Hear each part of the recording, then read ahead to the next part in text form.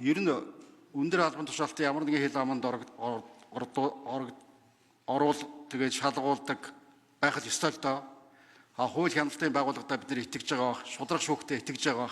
Энэ бүх одоо хуулийг тогтоох энэ зүйлийг бид нар л хийж байгаа шүү дээ. Тэгээ иргэдээ болохоор очиж шалгуул гэдэг, өөрснөө болохоор тэгдэг үү? Ийм байж болохгүй. Арчилсан улс оронд байдаг энэ юм руугаа л бид нар явна. Өөрсдөө эхлээд шалгуулцдаг байх хэрэгтэй. Тэрний ёс суртахууны хэмжээгээр тодорхойлогдно. За Авасака тодруулъя. Та би ингээ огцорноо, би эсвэл ингээ шалгуулнаа гэ ингэж хэллээ. Тэрнийхээ дагуу бас засгийн газар унах ёстой гэж хэллээ. Зандаа шатар огцрох ёстой гэж ерөнхий сайд. Яагаад тэгж эхлэх болов? Ямар хөвшил шалтгаан байна?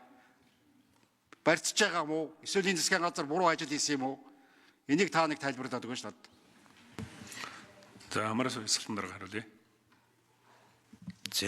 За хүлцэл өчий одоо чуулганы танхимд бас намын асуудал яриад их төдийлөн зохимжтой биш байдаг.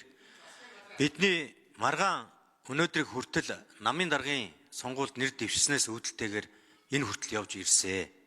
Тийм учраас миний хувьд өчигдөр улс төрийнхөө байр суурийг илэрхийлж мэдэгдэл хийхдээ энэ маргааны нэг хэсэг болсон 2 хүн хоёулаа огцроод өнөөдрийн төрийн ажлыг доктортой хэвээ явах нөхцөлийг нь хангаж өгье. Төрд биднээр тутахгүй. Бид харин өөрсдөө асуудлаа нам дотроо шийдэх ёстой мó гэсэн ийм байр суурины үүднээс мэдгэл хийсэн юм аа.